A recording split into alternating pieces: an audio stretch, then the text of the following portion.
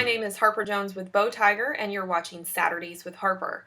Today I wanted to talk to you guys about getting your infant to fall asleep in their crib instead of your arms. Now, how do we do this? This could be a very difficult and daunting task for especially first-time parents, or even second or third-time parents with a difficult child. But there are ways that we can make this easier for us and easier for our infant as well. So I just wanted to kind of review some of those ideas with you guys. Now, the first thing is infants actually like to sleep, and they sleep best at a cooler temperature. Anywhere between 68 and 70 degrees is actually the ideal temperature for your baby to have a nice long sleep. So try to adjust the temperature in your home if you are having difficulty and see if that works.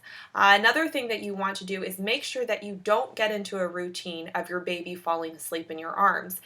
From the get-go, we need to make sure that when our baby goes to sleep, we are placing them down into their crib or bassinet, and they're falling asleep in that, not in our arms.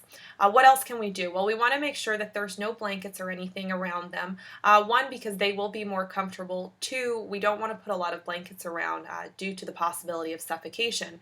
It's very, very dangerous to have pillows or a lot of blankets or anything like that in the crib with your newborn or small infant. What else can we do? There's a lot of toys out there that are available that are made to aid in the sleeping process.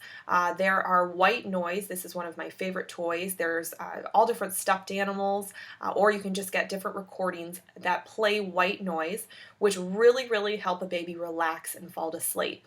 Another thing is you want to make sure that, of course, the baby is fed and dry and burped before he or she goes to sleep, so she's very comfortable, not gassy or anything like that. We can also add other toys, maybe a little mobile above the crib. This is great for the babies once they can really start to see those shapes. It's very tranquilizing almost to them and very, very relaxing, and I found that my daughter did really well with that. Another thing is we can start a routine even when they're really, really little for putting them to bed. Maybe we do some light rocking and some singing, something that's very soothing to your baby, and when you'll start to kind of understand their personality and see what they like, start a routine with them so then they also understand that part of this routine is putting them down in their bed. They'll really start to understand it as a safe place, and eventually your baby's going to love going to sleep in their crib. Now, another thing is, and as first-time parents, we don't like to hear our baby cry.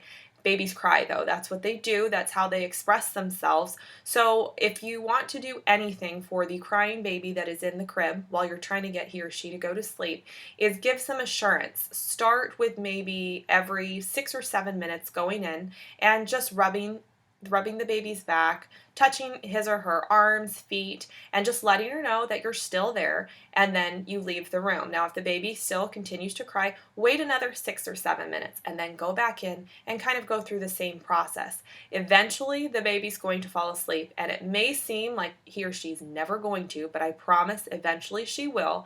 And the more nights that you practice this, the more naps that you practice this, the faster that your baby is going to be accustomed to falling asleep by themselves. And this is such a great feat and a great step for our babies to accomplish. Now, there's tons of other ideas out on the internet which you can definitely look up and try, but I do suggest you try these little things if you're having difficulty with your baby sleeping. Now, of course, if you are watching this video on Facebook or YouTube, I'd ask that you please be sure to check out our blog on bowtiger.com. Thanks, and we'll see you next week.